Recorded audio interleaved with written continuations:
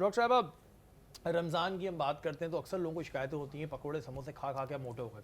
मैं जब से आपको देख रहा हूँ, मुझे कई अरसा हो गया है, आप माशाल्लाह ऐसी की ऐसी हैं, बिल्कुल लगता है कि आपने कोई स्टॉप लगा दिया है, एज आपकी बढ़ नहीं रही है, ऐसा हमें लग रहा है। आपको लग रहा है? हाँ, लेकिन लगता नहीं है, स्क्रीन वालों को भी देख अच्छा, के लगता है कि भाई नहीं बढ़ रही है।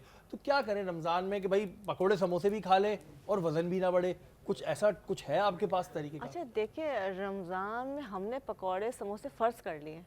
अब वो एक इवेंट है ना, क्या करें? वैसे कभी कभी बारिश होती है और उसमें भी फिर गैस चली जाती है तो फिर अम्मी बनाती नहीं है, हम लोग भी तो मजबूर है ना, फिर दिल तो चाहेगा। दिल तो चाहेगा, और ये बड़ी बरकतों का महीना है कि बेशक। आप देखें, ये जो एक दस्तरखान पे हम लोग जो खा रहे होते हैं, आम दिन में आप नहीं खा सकते। हाँ। आप तस्वर करें कि सारे एक, लवाजमात होते हाँ हैं, सारे होते हैं, हम समोसे सब कुछ पकोड़े खाते हैं। छोले सब। और ये भी पता कमाल है। अच्छा देखिए, सारी बात है कि वज़न जो बढ़ रहा है, हम इंटरमीडिएट फास्टिंग की बात करते हैं, बड़ा वेस्ट में और पाकिस्तान में बड़ा ट्रेंड चला हुआ है, लेकिन रोज़ा क्या है? वो भी तो फास्टिंग ही है। अगर उसको आप इस तरह से चले कि आपने सहरी हेल्दी कर ली है, ठीक है। ठीक है, 13.5 से 14 घंटे का तो रोज़ा चल ही रहा है इस वक्त, 13 घंटे का रोज़ा है लगभग। 14 घंटे आपने कर लिए, 14 आवर्स की विंडो बन गई। ये वेट कम करने के लिए आइडियल टाइम है, ठीक है। अब आप जो इफ्तार कर रहे हैं, तो आप अपना एक ऐसा बना ले, अपना रूटीन बना ले कि आपने एक ही दिन में सब कुछ नहीं खाना, 30 दिन है आपके पास। हाँ, ये सही आइडिया ठीक है, आज आप थोड़े से पकौड़े खा लें और उसमें भी थोड़ा सा ऐसा कर कुछ सब्ज़ी ज़रूर उसमें ऐड करें, या बहुत ज़्यादा डीप फ्राई ना करें, अच्छा जैसे ऑयल है वो इस्तेमाल करें। और आज पकौड़े हैं तो कल समोसे खा लिए हैं। 1-2 दिन के बाद आपने गैप लाजमी करना है। अच्छा, आप अगर इफ्तार हैवी कर रहे हैं तो कोशिश कीजिए कि उस वक्त खाना ना खाएं। और अफ्तार के बाद खाना ना खाएं। कुछ लोग होते हैं ना, अफ्तार अभी कर ली, 10 बजे खाना जी, खाएंगे। तो वो खाना ना खाएं ना, मतलब आपके इफ्तार हैवी होगी तब खाना ना खाएं। अगर आपने खाना करना है तो उस दिन इफ्तार स्किप कर दीजिए। और अगर जो बहुत ज़्यादा ओवर ईटिंग करते हैं, बहुत फूडी लोग होते हैं, तो उनके लिए एक तो सादे पानी से रोज़ा खोलें, ताकि आपको मिठास कम से कम होने, शुगर का इस्तेमाल कम कर दें, ठीक है। सबसे कम कर दें। और दूसरा जो है, डिफरेंट जो है कहवा बनते हैं, जैसे चाय बनती है, आप उसमें सौंफ है, अजवाइन है और ज़ीरा, इसका कहवा रोज़ाना रात को पीना शुरू कर दें। रमज़ान में तो लाजमी पीजिए। और ज़्यादा ख़वातीन डरे नहीं कि अब एक नया कहवा मैं बता दिया, अब ये भी बनाना पड़ेगा इफ्तार के बाद। शौहर कहेंगे चाय पियेंगे, शरबत पियेंगे, लस्सी अब पियेंगे, फिर उसके बाद कहवा कहवा पियेंगे। पिएंगे, तो आप कहवा ऐसा ना करें, सिंपल लेके अपने गर्म पानी लिया, डिस्पेंसर में आता है, उसमें आपने दोपहर में काम करते वक्त भिगो के रख दिया, आपको पकाना भी नहीं है।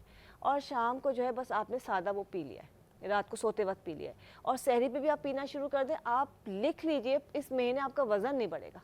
अच्छा, नहीं बढ़ेगा। ये मैं आपको लिख के दे सकती हूँ। अच्छा, ये तो वैसे डॉक्टर साहब ने जो बात बताई बड़ी सही बताई कि भाई 30 दिन है, हम एक ही दिन क्यों सोचते हैं सब खा लेंगे, और फिर जब 30 के 30 दिन वो हम खाते रहते हैं तो उससे बड़ा मसला होता है। दूसरी बात ये होती है कि हम बहुत सारी चीज़ें खा के कहते हैं हम डाइट कर रहे हैं तो कहवा ही पी लेंगे, इससे कोई फर्क नहीं पड़ेगा कि आप बहुत सारा खा लें। बोले डॉक्टर उमेर ने कहा था खाने के बाद कहवा पी लो, जो उन्होंने और तरीके बताएं उसको भी करें। अच्छा डॉक्टर साहब, एक और बड़ा अहम मसला रमज़ान मुबारक में आता है, वो आता है मैदे की तकलीफ। एक बहुत कॉमन हो गया है, छोटे छोटे बच्चों को मैदे का मसला हो गया है। इसकी एक वजह तो ये भी है कि अब जो हमारे यहाँ बाहर चीज़ें मिल रही हैं, जो खुले तेल मिलते हैं, 2 नंबर गंदगी से खाने बन रहे हैं, वो दिखा दिखा के हम थक चुके हैं। एक तो ये वजह है। दूसरा वजह है कि अब ज़ाहिर बच्चों की इतनी एक्टिविटीज़ नहीं रही हैं। इसका क्या इलाज है, क्या किया जाए? जो मैदे का दर्द उठ जाता है, एसिडिटी होना ही होना, इसके लिए क्या करें?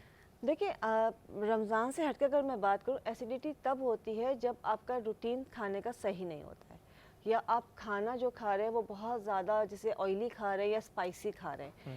अगर आपके खानों के दरमियान, 2 खानों के दरमियान मुनासिब वक्फा है, तो आपको कभी एसिडिटी नहीं होगी। एसिडिटी क्यों है? हमारे पेट के अंदर अल्लाह ने जो सिस्टम रखा है मैदे में, खाना हजम करने के लिए एक एसिड पैदा हो रहा है।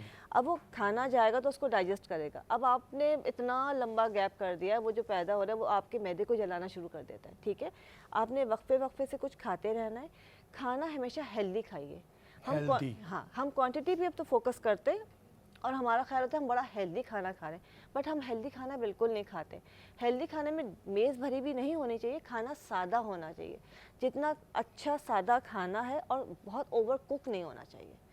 खाना जब भी बनाएं, मालवी बताएंगे कि खाने का रंग नहीं खराब होना चाहिए, सब्जी का रंग नहीं खराब होना चाहिए। अच्छा, ओवर कुक ना करें। ओवर कुक कभी ना करें, वो कैंसरियस हो जाता है। यूँ समझ लें कि वो कैंसर बॉडी के अंदर पैदा करना शुरू कर देता है, ओवर कुक खाना। अच्छा, ये बात तो वैसे हमें नहीं पता थी, और ये जो बात अभी डॉक्टर साहब ने बताई है, ये बड़ी भाई ऐसी बात है जो तमाम ख़वातीन सुने, वो ज़्यादा भूनने के चक्कर में, कि ज़्यादा भूनने के चक्कर में आप सारी ग़िज़ाइयत भी मार देती हैं और बड़ी ख़तरनाक चीज़ है। और ये जो मैदे की इन्होंने बात बताई कि वाकई में खाना हम इतना सारा सामने लगा लेते हैं और कहते हैं कि नहीं जी हम हेल्दी खा रहे हैं। हेल्दी ज़्यादा का मतलब नहीं होता, हेल्दी वो होता है कि जिसमें न्यूट्रिशन ज़्यादा हो, ये चीज़ें हों जो आपके लिए फ़ायदेमंद हों।